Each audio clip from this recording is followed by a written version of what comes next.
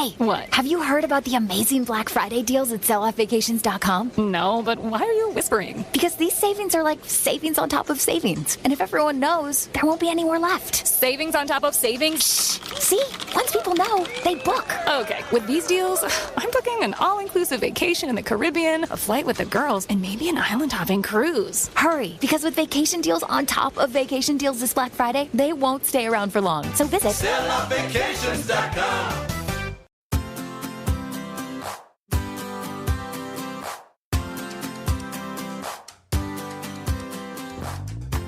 Hello, everyone. Welcome to the Jann Arden Show and podcast. I am Jann Arden. I'm coming to you live, somewhat live from Springbank, Alberta. It's raining. Hooray, hooray. Sarah Burke is with me once again this week. She is in her Toronto dwelling. How are you doing, Sarah? I'm good. I think we'll call it Takaronto today. We're going to have a conversation about Indigenous History Month today, and Indigenous people refer to this land as Takaronto. Yes, and it is Indigenous History Month. This is what we're going to do on this episode today. We're going to learn about Indigenous culture, tradition, and experience. Yes, with Yes, we have a special guest lined up. a friend, Holly Fortier, that I went to high school with. And on top of that, this week is Indigenous Peoples Day, which is, a day that sort of revolves around summer solstice. And this is not just for Indigenous people, it's for you and I too. And we're going to learn more about that from your friend. I'm so glad you invited her. On the show today, I am unbelievably excited to have a conversation with Holly Fortier from Fort McKay First Nations, Alberta. Hello, Holly. Thank you. Welcome, welcome, welcome. Oh my gosh. I'm so honored to be here, friend. Thank you for making space for me. I'm just thrilled to be here with you. Her business, Nisto Consulting, is all about Indigenous awareness training, which she has been doing since 2007 for thousands and thousands of people, including first responders, educators, government, and a whole lot of other people that need to hear Holly's work and message. She also recently launched a new film and television company called Canoes Media, and her work is dedicated to her mom, who survived residential school as a child. I have seen the short film that Holly made with her mom, and I'm telling you, it is a must-see, and we will make sure that we have all the information on the podcast so that you can go after this conversation and click onto that to see Holly and to meet her mama. Holly has made it her mission to encourage a relationship of respect, understanding, tolerance, all those things that we've been talking about for so many years that we don't seem to really understand because we're busy living our little convenient lives. That understanding between Indigenous and non-Indigenous Canadians and people all over this globe. Holly Fortier, welcome. Let's just start right at the very beginning for me. I want to touch on high school a little bit. We went to Springbank Community High School. There wasn't a lot of kids in our school. No. And I feel like I had a pretty good experience. I hear people talk about high school and just how overwhelmed they were because they went to school with like 1,000 kids, 1,200 kids. Mm-hmm. And I'm like, what? I think when I graduated in 1980, are you younger than me? I think I'm 1 year older. 1 year older. Well, you look 14 years younger. Let me just say that. There was 42 kids. How many kids did you guys have in your class? I forget. But the reason I went to Springbank was because I was going to a city school and it was just so overwhelming for me. And I was, wanting to finish high school, of course. And so that's why I moved out with my brother in Springbank. And so I lived with my brother on a ranch, kind of neighboring to yours, place out there. But it was such a fun experience. Like, kids would go to school in rubber boots. Like they were like country kids. There'd be a gopher once in a while that would, come into the school. True to that. You'd see it skirting down the hallway. I was thinking about you, I was thinking, what do I remember about Jann in high school? And you were like so cute with your little bob. And you were always smiling, making people laugh, of course. And I was thinking, remember we had the arena attached to the high school. There was a hockey arena, the smoke room in between the high school and the arena. We had a smoking room in high school. Yeah. We had a smoking room. So the students had a place to smoke. And then we'd go into the arena. And I remember going in there, we would sit in the stands and sing because it was really good sound in there. And I don't know, there's somebody left a hockey bag in there one time. So we put you in the hockey bag and we were dragging you around there. Do you remember that? Yes, I do. They zipped me in a hockey bag and they pushed me around on the ice. I mean, I was laughing madly. I was. It was not a sinister bullying thing. I voluntarily was like, okay, I'll get in there. And they zipped me up and off we went. But I think that anybody that would remember you would be like, you were full of fun, making everybody cry laughing. Like, I just adore you for that. Well, you were so filled with grace. I always just loved how you carried yourself. And I remember this vividly. And I was talking to Teresa DeCrom about you Love her. a few days ago because I told her you were going to be a guest on the show. And she goes, Holly, her memories are so much like mine. Grace, wisdom. You were so good to everybody. You just made your way through the world with a real sense of pride and belonging. I don't know how else to explain it. You just were non-judgmental. You took people at face value. And you were a little bit intimidating, I think, in that way, because you had a quiet strength. And we'll talk about why that is. That's just how I felt at 15, 16 years old. Well, I'm glad you remember that because I don't remember that of me, but thank you for sharing that. Yeah. And I mean, maybe we should go back and talk about your family and your mom and where, your roots that are so firmly embedded in this country, in this land, in this province, in this area that we live in, and your mom's story. Yeah.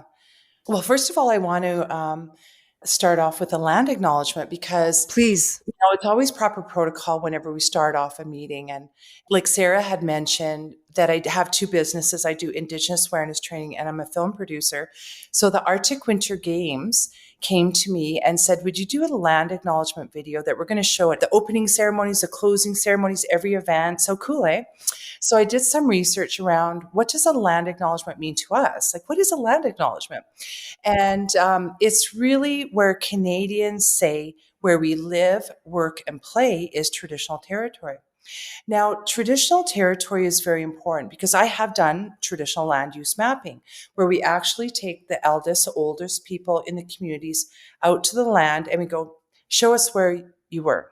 Where you traveled, where you camped, where you were. And we back it up with science, archaeology, anthropology. We even take documentation from missionaries, explorers, RCMP, and it can take 30 years to map out traditional territory.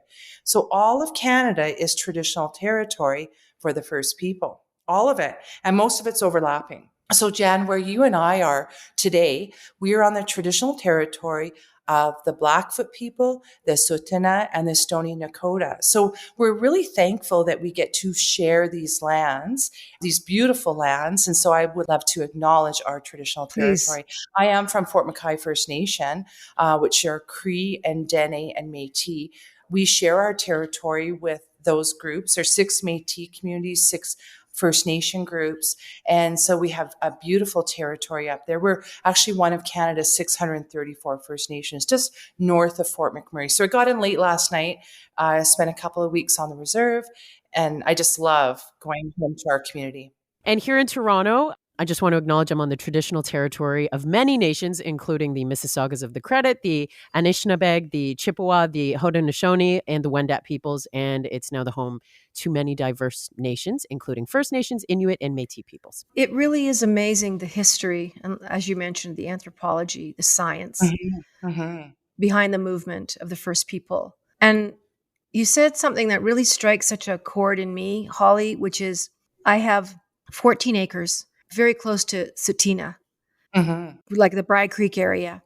And every day I remind myself that I am a warden and a caretaker of this land and of these trees, and that they're not mine, and that there's no ownership here. Like, I'm very conscious of that. And I have so much gratitude to wake up every morning and look out at these trees because of what's happening in our world, the use of the land, cities ever expanding. It's heartbreaking to watch this area being inundated with construction. I mean, over the years, it bothers me. And I wonder how you feel about that. Is progress even progress anymore? And is there any hope for us really making that realization? The land is going to save us or sink us. I feel that my community, so Fort McKay is ground zero of the world's third largest oil reserve. So we're north of Fort McMurray, and we're totally impacted by industrial development. So there's a process in Canada with a duty to consult and accommodate. So if industry has any intention of developing on traditional territory, they have to build that meaningful, respectful relationship. And so, people are often asking, like, why are Indigenous people always protesting pipelines? Like, why are they always like opposed to industrial development? And my response to that is that we feel that we are caretakers, stewards, managers, protectors of the land. And because our culture is a land-based culture, not just Indigenous people in Canada, but globally, we feel that we are to be protectors. And so you have to remember too that my mother lived the first 6 years of her life entirely off the land. There was no stores. They lived entirely off of the land. So today, when we talk about our culture, it's always a land-based culture. All our teachings always go back to the land because all of our food, shelter, clothing, tools, toys, medicines, everything came from the land. And so we still practice traditional way. And so when you're thinking of that, it wasn't generations and generations ago. It was just my mom, that was living off the land. That is so hard to fathom. I mean, we all panic if we don't have Wi-Fi. You know what I'm saying? Like, never mind, like I was saying, our convenient lives. Yes. And the toll that takes on the nature, the trees, the plants. I want to ask you, and this was a question that Sarah posed, and we both wanted to ask you about the significance of the solstice in the celebration of Indigenous Peoples Day. I'm so interested in stuff like that, and I'm wondering, what is the importance of that for you? Well, you have to remember that we didn't have the Gregorian calendar. We had seasons, and there was seasonal harvests of fish, fowl, wildlife, medicines, and berries. And so the moons, the seasons, it was very much now is a time of preparation, and there's great ceremony. Now, you got to remember in Canada, there's 634 First Nations. In the United States, there's over 500. And so everybody has different teachings when it comes to the land, but there's common threads through them all. People always say, well, what is your spirituality? What do you guys believe in? And I would say it's very rare that you meet an Indigenous person who's an atheist. We have a really very strong connection to Creator because of our connection to creation. In all of our languages, we have a word for God. In Cree, it's Gitchi Manitou, which means the great mystery. So we're not afraid of mystery.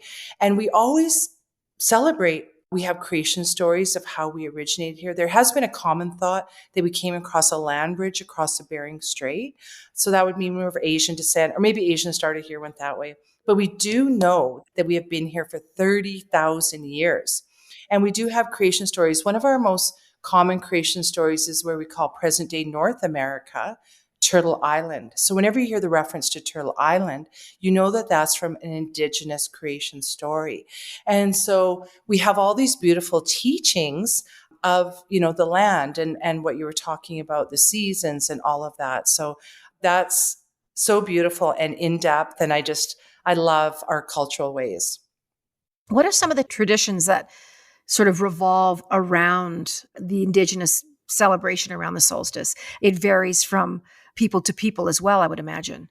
Yeah, it's very diverse. For us, we just had our big celebration this weekend, and there was, dancing and drumming, and it's so fun. We have this thing. It's called Fort McKay Idol, because I think in the north, I love it. We have a lot of games and dancing and drumming and laughter. So there was categories of ages. And my granddaughter actually won second in her category. She sang a Taylor Swift song, of course. Yeah. Tay. And we have cheering contests, which, is accompanied by a fiddle. We have laughing contests. I love It's that. so much fun. We have Dene hand games, which are, you have two teams opposing each other, accompanied by drumming and singing. And it's just very vibrant. There was teachings on how to make a birch bark basket, how to make a drum, how to make a dream catcher. My granddaughter and I were making little beaded orange shirts for Orange Shirt Day, little red dresses that were beaded, that you can wear as pins for the murdered and missing Indigenous women. And I was talking to my cousin up there, and he has a master's in art. He's a photographer. He's just a poet. He's amazing. And he said, this is really who we are as Indigenous people, to share our culture. This is who we are, because there were so many friends that came up from Fort McMurray. There's a lot of people that came up just to experience our culture, to have fun with us.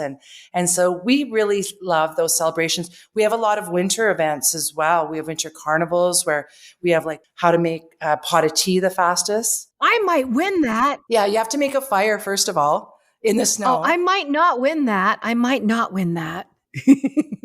Wouldn't you say that a lot of what people may not know who don't really participate in Indigenous community and culture is that there's so much more celebration to be had? Because I think over the last few years, I've heard Indigenous friends of mine use the term like, trauma porn, just as an example, but where, we need to move into this celebrating and sharing of culture. And people don't understand that, like, if you're non-Indigenous, you are still more than welcome to participate in these celebrations.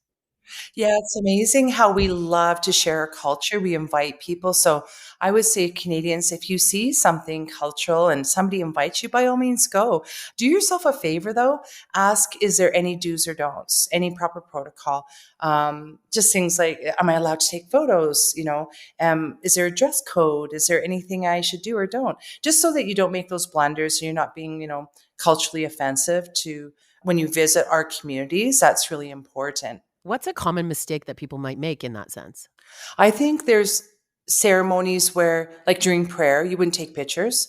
That's a really common one. But there'll always be an MC, and he'll advise, like, no photography during this time. Everybody stand during this time. Take your hats off during the grand entry. We have, our flag is called an eagle staff. And so they bring the eagle staff in, and there's just like, you just follow cues. Just be respectful, I would say. I know, Jann, you're really close to the Tsuut'ina Nation Days, and they have really good powwow there. And it's really fun. I've been. Yeah, so much fun, right? Yeah, it's amazing. And my friend Shirley, yes, who I met when I was doing the grandstand, she's so amazing. And which reminds me, I need to freaking call her. And she invited me and Mom to go. And my mom was very well into Alzheimer's. But I said, we're going to go to a very special thing at Tsuut'ina. And it was there, like the powwow days. It's amazing. It's a rodeo. It's crafts. It's food. It's, like you said, the dancing competitions in particular is what Shirley had invited Mom and I to. And of course, I wasn't even thinking to bring lawn chairs, right? I just blindly went, and everyone had their chairs in this massive, beautiful structure, like a tent. It was very traditional. I felt like I was going back in time. And it really is a very special, special feeling. There was people right there for me. They had no idea who I was. It was nothing to do with me. They saw me standing there with Mom, and they offered their chairs. Someone handed us a couple of lemonades, and I'm sure it was Shirley's doing. Like, look after those wackos over there. They don't know what the hell they're doing. And my mom, she just came to life. Holly, she just came to life. We were very close to the drumming singing circle. My mom clapped and kind of sang along to obviously songs she'd never heard in her life. And she talked about that for months after that experience. Do you remember years ago? Do you remember we were dancing, Jann? I'm like, we weren't dancing, Mom, but I didn't say that. But I really feel like Spirit Creator came upon her that day and just sort of invited her in because she came to life. I can't explain it. I mean, I know what a special relationship you have with your mom, Holly, and maybe this is the perfect segue to talk about her and how she shaped your life, not only as a parent, but now a grandparent, which I cannot believe. Tell me about your sweet mom. I feel like I know her because of that beautiful shared experience in the short film you made about your mother and her residential school experience. Yeah, thanks, Jann, for always being such a supporter of it. I know that you've shared the video, and of course, you have a lot of social media activity, and so I really do appreciate that. And so my mom lived the first 6 years of her life, as I was saying, living off of the land, very traditional, speaking only Cree, and very well loved. And it was fun. And way up there back then, there was no access to her community. You could only go by the river. And when she was 6 years old, the RCMP came to Fort McKay by the frozen river. It was Christmas time. And they took my mom.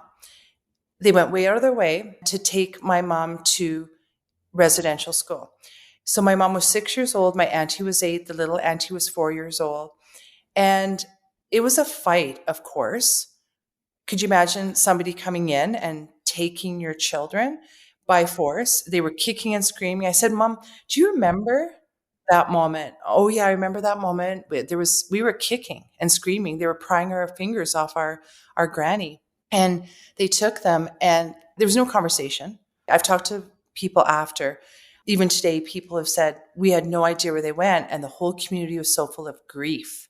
And then the kids were told, if you ever see anybody coming down the river, run and hide.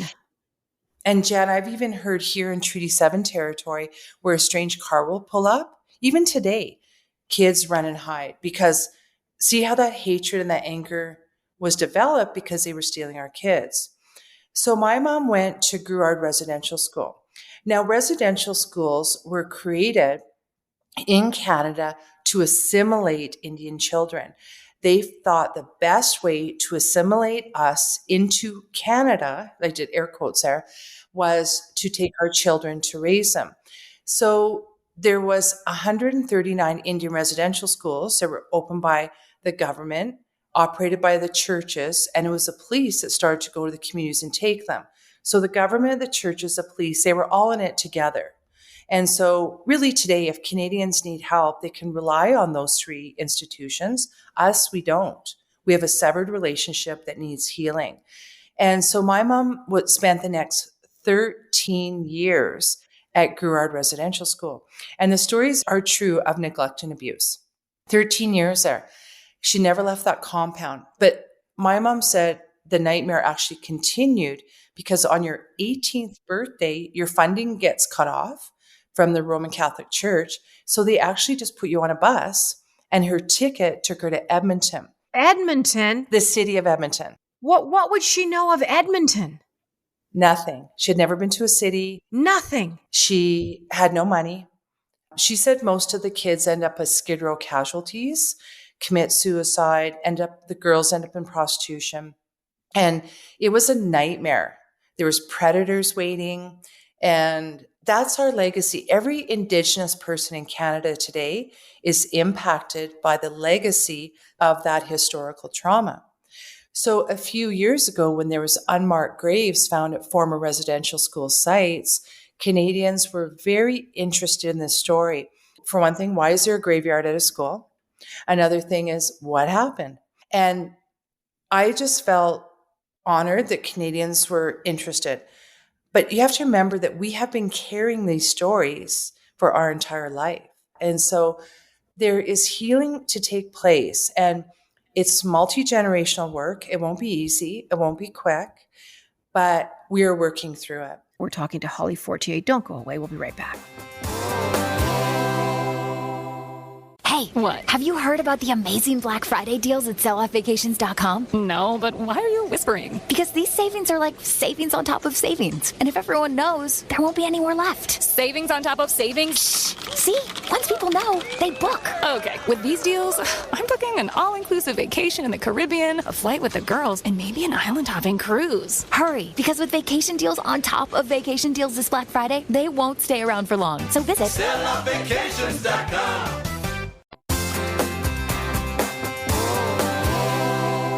Well, we're back with my friend, my high school friend, Holly Fortier. Where would you encourage people to begin their journey? Where do we engage people that are otherwise not engaged in the conversation, in the narrative of healing, of reconciliation, of murdered Indigenous women and children, the graveyards at the schools. Like, how do we engage people that literally are not making room in their hearts to heal this country? Because I feel that. I feel it every day.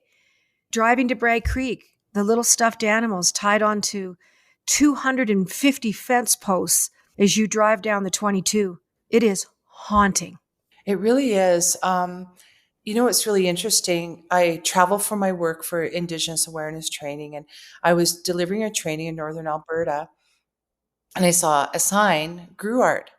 So I drove in to Gruard and I found the residential school, and I FaceTimed my mom, and I was like, you wouldn't believe where I am. And we walked around, we spent hours there, and the boys were in one building, the girls were in another, and both of those have been burnt down a long time ago.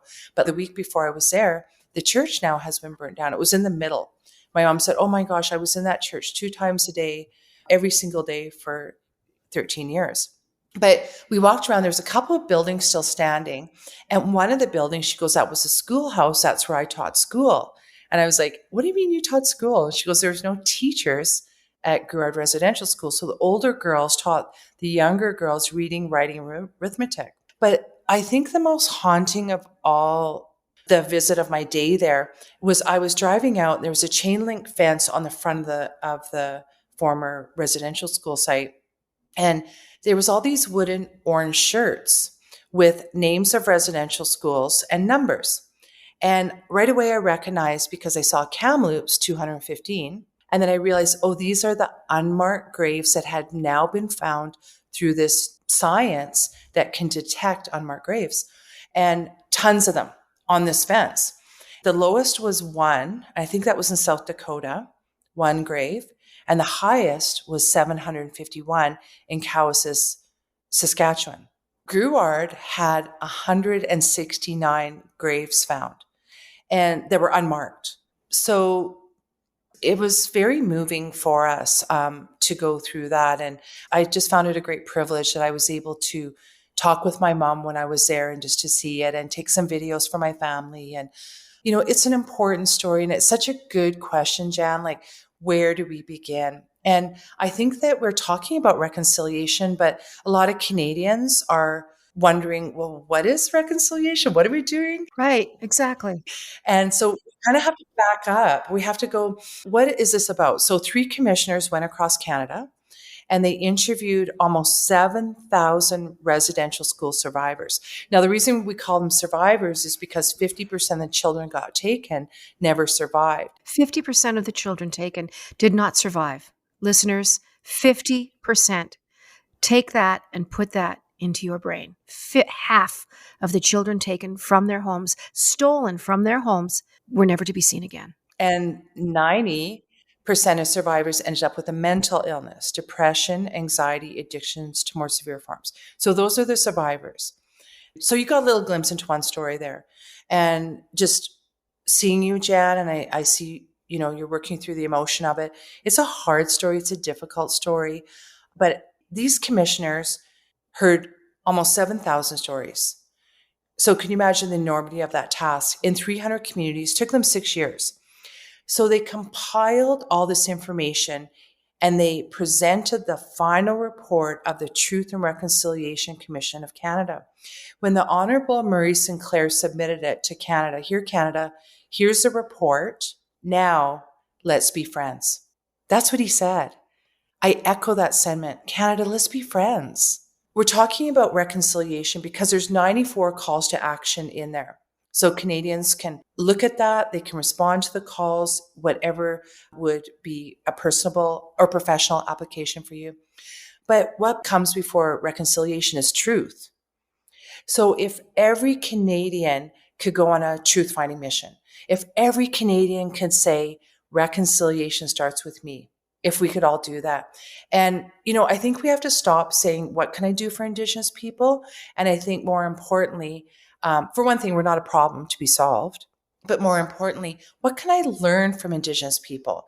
So wherever you get your resources, your books, your audiobooks, your YouTube viewing, your programming, your podcasts, music, whatever it be, look up Indigenous. And maybe there's a topic that really resonates with you. And another thing that I really love is to go to museums and cultural sites, not just to learn about our history, but our collective history. Take courses. There's lots of courses out there. I offer a course, Indigenous Awareness Training, but there's a lot of trainers out there. There's a free course at the University of Alberta, and there's all sorts of resources for you. And the other thing is buy our art. I have friends that are artists, and we get asked this question a lot. Is it okay if a non-Indigenous person buys, wears, uses, displays Indigenous art? And my friends say, yes, please. Here's the rule. Buy from inspired Indigenous, not Indigenous inspired. Therefore, you are appreciating the culture, not appropriating the culture. So buy directly from Native artisans. And the other thing is, there is a dark history for Canadians to learn about because we've been so negligent on sharing that story, that there is that history. But let's not focus on that. I don't want to be defined by the struggle. I want Canadians to go, wow, that's a history. And yet, Indigenous people, like we talked about, want to share their culture. We're generous. We're funny. We're kind. Resilience. Resilient. That's our strength. And that's a perfect word, Sarah. And so let's focus on that. Whenever there's a story of success in your industry, music, arts, entertainment, politics, mathematics, science, anything, like let's profile those stories because those are good stories. But I think that a really important thing for Canadians to understand that is in 1876, the government created this piece of legislation called the Canadian Indian Act. And the Indian Act said Indians and lands reserved for Indians are a federal responsibility. So what they did is they separate us. So there's all of Canada, and then there's us. And we're actually the only ethnicity that has a government department. So we've been under this piece of legislation even still today. It still governs us. So if Canadians could understand that, and there's a really great book called 21 Things You May Not Know About the Indian Act by Bob Joseph. Start with that. If we can all understand that piece of history, that's a really important place to start. We're going to make sure that we have links to all these things that Holly's talking about. Your mom, I really do want to honor her today. The daughter she created in you, Holly, the person that she made, what she endured and went through and witnessed. I think about her little heart, being alone away from her family with these strangers, all these new rules and clothing and learning another language when you're 6 years old. And yet, when I saw your film, and I've watched it many times, and I, like you said, I've turned it on so you got to watch this. People that I know and people we went to school with, they're like, "Oh, Holly, it's amazing." And how do you think she managed to fill her heart with grace? And she hasn't lived in anger. She hasn't lived in rage. And you are such a triumph. Her children, her great grandchildren, right? I'm just in awe of your story and how you guys made your way through this world this last 50, 60 years. Jann, you're so kind. And I just have to say thank you for being such a good ally and for seeing that. I appreciate that very much. I think for my mom, for one thing, she has a very strong resiliency. There's something in her. It must have been from the first 6 years of her life. But I think what was such a blessing for our family is my dad was a geologist. And he was doing the surveying of the Athabasca oil field dating back to the 40s and 50s. And he would hire Fort McKay First Nation men to do the land surveying because they were the only ones who knew the land. They knew where the hell everything was. They knew where everything was. And they traveled to work by dog team. They go snare rabbits for lunch. Those were all her relatives. And he had heard the stories and they said, we heard that Lena was in Edmonton. So he said, well, when I go through Edmonton, I'll look for her. So fortunate, he found her. And so long story short, they had a great love affair and love really healed my mom. And my dad was adopted out at Siksika by One Gun. And One Gun was a very strong traditionalist. He was at the signing of Treaty 7. And he was just an amazing Blackfoot leader, and he adopted my dad, and my dad embraced that culture. And so he soaked my mom in the culture. So I would say for my mom, love and culture was healing. And then she started giving back. I can't even tell you how many people have approached me and said, do you know what your mom did for me? She set me in this career. She got me in school. She helped me in this area. But I think her greatest legacy, she saw so many children in child welfare from the legacy of not just residential school, but when the residential schools started closing from the 60s to the 80s, it was coined the 60s scoop, where they were still taking children but adopting them into homes. And those stories are just horrific. And today we have the highest rate of children in child welfare. In some provinces, 80% of children in the system are Indigenous.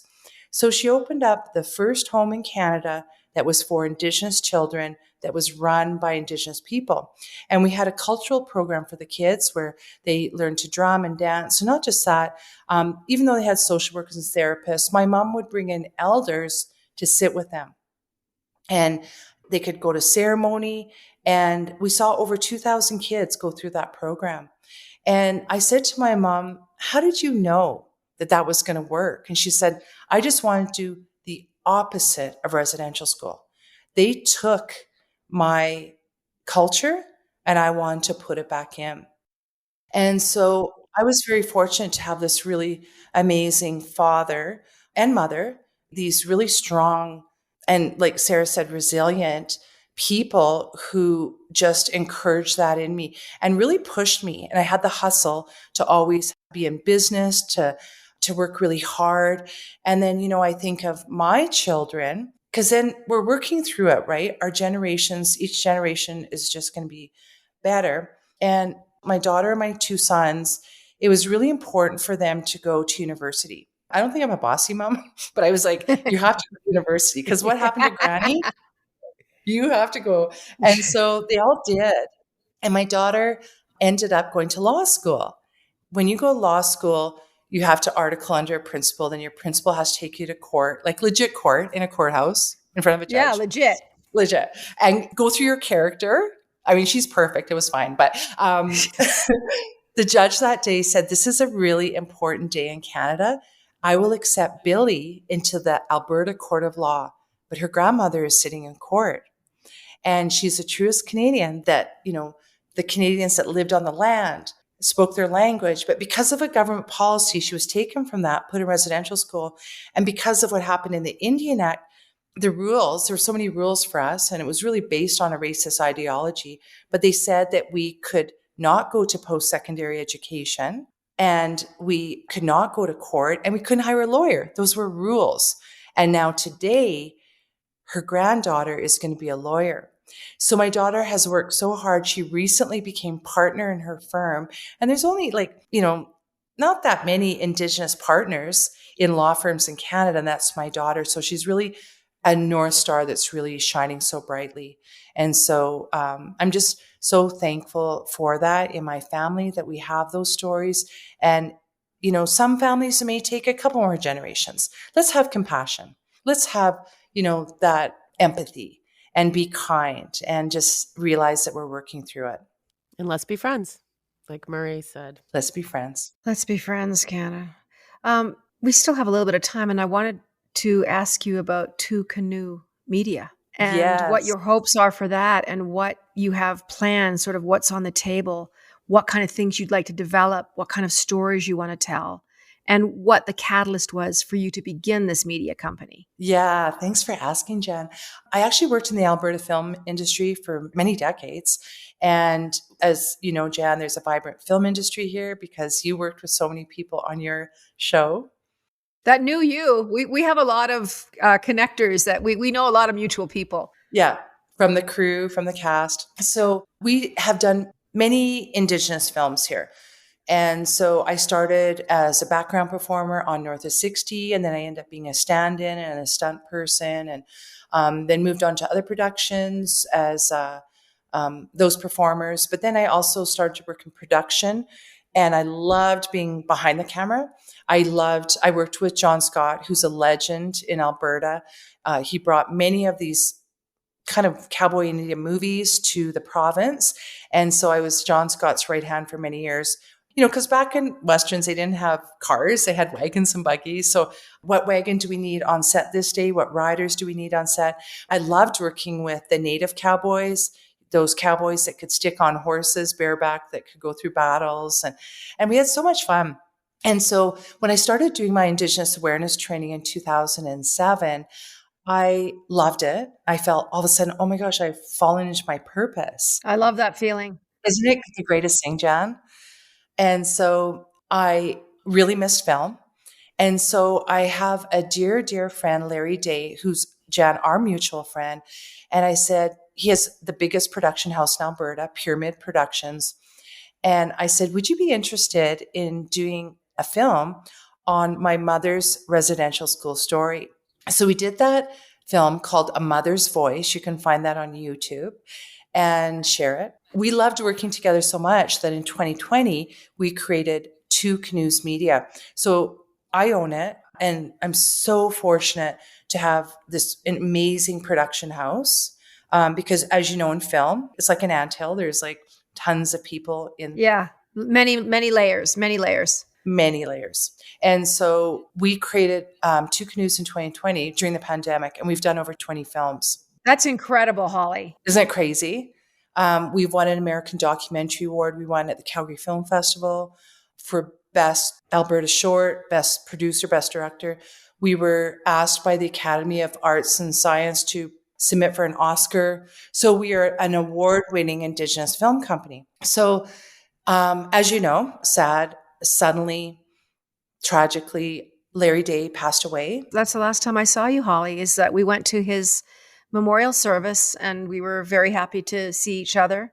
And it was a joyful afternoon. It was a lovely afternoon. It was. He was so well loved with me. He really was. He helped me so much in the early days, Holly. He would write little things about me long before I ever had a record deal. He would mention me, and he and Kirsty, his wife, would come and see me sing in these little crap holes, and sit there, and they'd probably have to have 3 glasses of wine just to sit in the chairs and not have their feet stick to the floor. But everyone had that shared experience. You, myself, every other person that was standing out on that sunlit day had that same Larry Day experience. I'm so glad you guys connected. I can see that as such a natural fit. A gift to my life to have met Larry Day. After his passing, his wife, Kirsty, as we know, she's amazing. And powerhouse. Oh my gosh, she hosted the movie show forever. And she approached me and she said, do you want to keep going? And I'll be your partner. We'll still keep doing it. And so their son, Jordy Day, is my creative director. And we work really well together, and we're having a wonderful time just telling Indigenous stories. And so we've mostly been working in the documentary and corporate space, and we'd love to do a film.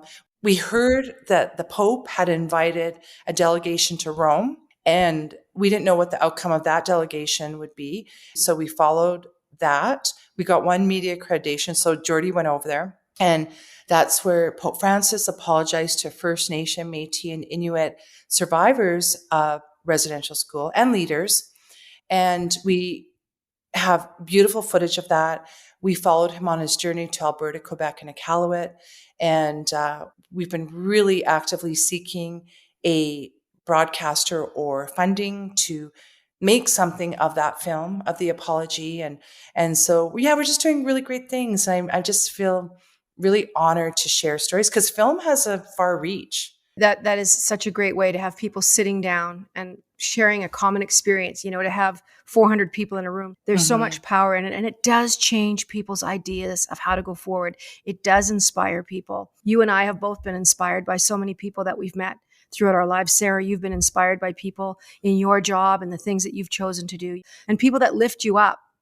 Sarah, you had a question. I want to make sure you have so many great things to ask Holly, and I want to make sure we make time for that. Well, just quick, I was wondering about the significance of choosing to call this new company Two Canoe Media. I really believe that when Europeans first came to Canada, they really depended on First Nation people because it was First Nation people that were like, dude, you need to change your shoes and your clothing because you're going to get sick. Dude, you're going to freeze to death. This is not going to work. Yeah, and don't eat that because you'll never come back from it. As he stuffs some weird berry into his mouth and So those dudes, I always remind Canadians that Europeans depended on First Nations. That was the original relationship, that Europeans depended on First Nations. And we had that meaningful, respectful relationship. Of course, it changed, with the westward expansion and the newcomers moving across the country and the battles that took place, relocation to reserves. The reserves were totally the game changer, which are crown pieces of land. Like, all of that came. But when we signed treaties are very complex. You can get a PhD in treaties, but treaties were not surrender of the land.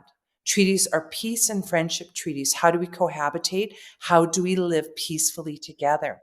And one thing that all the treaties have in common, it says this treaty is in effect for as long as the sun shines, the river flows, the grass grows. So that means treaties are forever. And I love including that in film because it's poetic.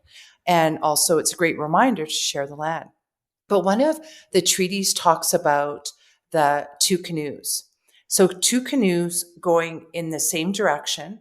They don't want to cross paths. They want to move together. And so I really strongly believe in Canada, or the country that we now call Canada, we can move together in the same direction, not cross paths, but have that meaningful, respectful relationship that we did originally. And so that's what I really desire with Two Canoes Media. I love that. And Nisto, what about Nisto, your consulting business? Where does the name Nisto come from? So it's hard to brand, what's my company name? Nisto is actually a Cree word meaning three. And so 3 is a strong number for me because many different reasons. We have a lot of teachings around 3, the braided sweetgrass, but also I have 3 kids and I have 3 grandkids. And so that's just something that's really part of your story, near to my heart. I'm so unbelievably grateful for the time that you've spent with us today. And honestly, this is a conversation that I would love to revisit, 6 months down the road. I think we can all do better. And like you said, Indigenous people are not a problem that need to be fixed. And it is up to us to be respectful, ask the right questions, listen. I did have an Indigenous friend of mine say, you know what you can do, Jen? Listen. I was quite taken aback because my desire to ask questions, and she said, sometimes there's no time for questions. It's time to sit and listen. And that really resonated with me. And we've certainly listened to all the things you've had to say. Your joy, your passion for life, you are such a breath of fresh air. I really look forward to breaking bread with you soon and, meeting your kids and your grandkids one of these days. My little brother, the irony of things, he works in the oil patch just up in Fort McKay. He just went up there 3 days ago. He's up 3 weeks and then home. And he has a lot of conflict about being in petroleum and doing the right thing. He goes, I see a lot of things that really keep me awake at night. How they're moving and how many wells they're putting in and stuff like that. So, the land is always at the top of your heart and mind, I know. And it's such a part of your history, your family's history. And I think about your mom's mom and your mom's grandmother and her mom and her grandmother, the lineage of unbelievably strong women that, like, as you said, lived off the land, everything they did, everything they provided for themselves. And that is courage and resilience. And that really is, I don't know, you've given me so much to think about. Hey, Sarah, I think this is a great conversation for people to begin a journey of those two canoes going in the same direction, wanting the same things and learning, taking time to learn. It's a shared path and we need everyone for it. Thank you from the bottom of my heart. And I'll see you soon, I hope. You know where to find me. Do you guys have a yearbook you can bust out? A little bit of entertainment? I sure do. In my yearbook, Jan wrote, I had so much fun spinning donuts with your little Datsun in the parking lot at school. You know what, Jen? I have to say to you, I am just so proud of you to witness your life, of course, in music, the great success, and, your books, your show, this podcast, and just to witness this, but you still have kept humble, so kind, such a big heart, so full of fun. Anybody talks to you goes, she's really funny. But I do have to say, My granddaughter, I was telling her yesterday that we were doing this podcast. She goes, "Can you please tell Jann that I know that you've had all this great success, but she and I go on YouTube and go watch you and Rick Mercer do all these crazy."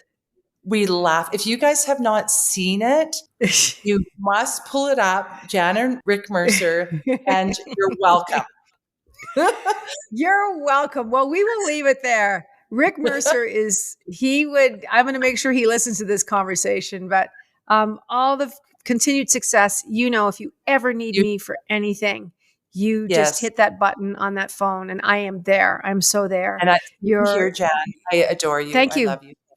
Well, we're two canoes and I can't paddle to save my life. So we will figure it out. Sarah, you and I will go together because we will need two of us for Holly's one. Please look after yourself. You've been listening to the Jann Arden podcast and show. Holly Fortier has been my guest. Make sure you click on to all our media links to all the projects that she's spoken about, her media company. Dig a little deeper. Let's just do better and try harder, folks. Thank you, Holly Fortier. We'll see you soon. Toodly-doo.